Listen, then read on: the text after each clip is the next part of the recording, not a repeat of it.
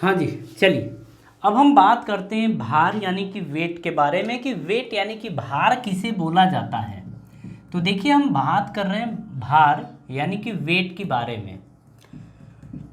देखिए अगर हम यहाँ पर कहें तो पृथ्वी प्रत्येक वस्तु को अपने केंद्र की ओर आकर्षित करती है। चाहे कोई भी वस्तु हो, पृथ्वी हर वस्तु को अपने केंद्र की ओर आकर्षित करती है।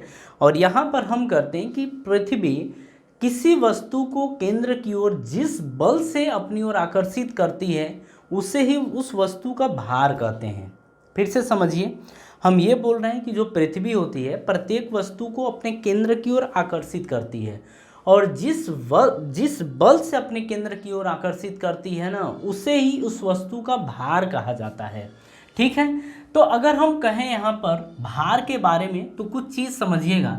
हमने कहा भार यानी कि वेट बराबर होता है पृथ्वी द्वारा, इसको आप अगर फॉर्मूले के तौर पे देखना चाहें तो अभी देखिएगा, हम यहाँ पर बोलते हैं कि पृथ्वी द्वारा उस वस्तु पर लगाया गया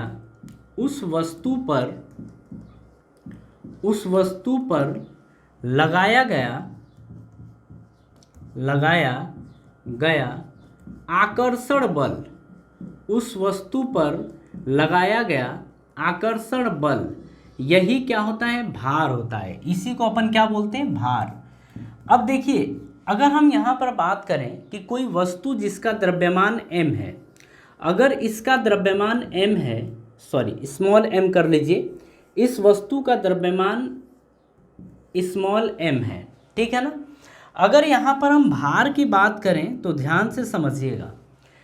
देखिए पृथ्वी किसी वस्तु को अपने केंद्र की ओर आकर्षित करती है, किस बल से, F से। तो F बराबर हमने देखा था कि G होता है, फिर पृथ्वी का द्रव्यमान होता है, जिस वस्तु को अपनी ओर आकर्षित करती है उसका द्रव्यमान होता है, अपॉन में पृथ्वी की त्रिज्या ये होता है। तो जो यहाँ पर बल देख रहे हैं ना, यही क्या है, आकर्षण बल, और इसी को अपन क्या बोलते हैं, भार बोलते हैं। ठीक है, यहाँ पर आप लिखिए इस तरीके से, देखिए G capital M by R square ये रहने दीजिए, इंटू M कर दीजिए।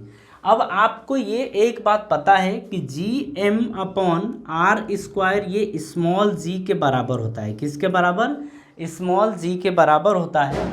तो यहाँ पर आप लिख सकते हैं कि W इज इक्वल्स टू ये GM या इसी को लिख सकते हैं mg, ठीक है ना।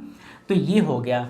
तो भार बराबर क्या होता है, भार बराबर mg होता है, यही होता है।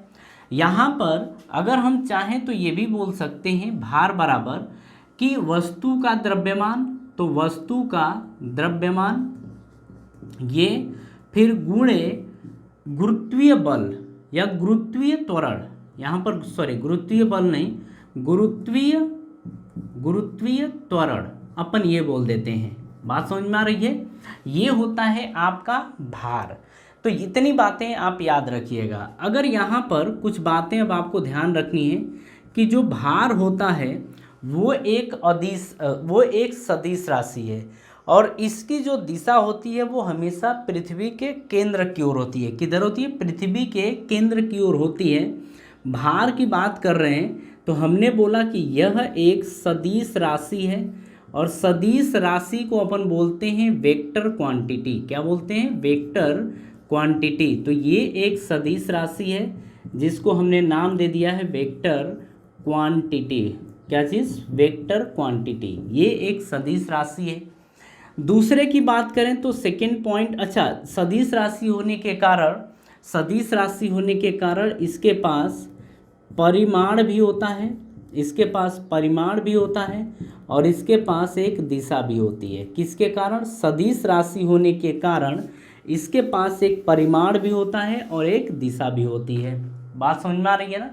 और इसे W से प्रदर्शित किया जाता है। किससे प्रदर्शित करते हैं, W से प्रदर्शित करते हैं, W से प्रदर्शित करते हैं, ठीक है ना। हाँ जी, अगर हम बात करें थर्ड पॉइंट की तो ये तो समझ गए।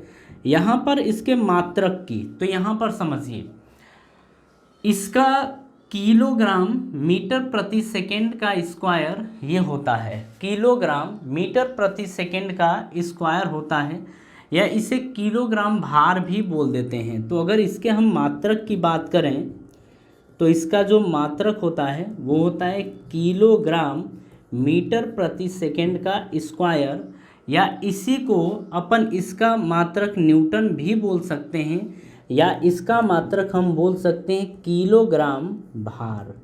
क्या बोल सकते हैं? किलोग्राम भार। तो ये हो गया आपका भार के बारे में कुछ बातें, ठीक है। आप ये समझ गए ना, इसको याद रखिएगा। तो यहाँ पर भार बराबर हम क्या बोलते हैं? m इंटू जी भी बोलते हैं, और भार बराबर आप बोल देते हैं F, यानी कि आकर्षण बल, जिसकी वैल्यू Gm/m/r² के बराबर होती है। तो इतनी बातें आपको समझ में बात आ गई। इतनी बातें आप कॉपी करिए, इसके बाद कुछ पॉइंट्स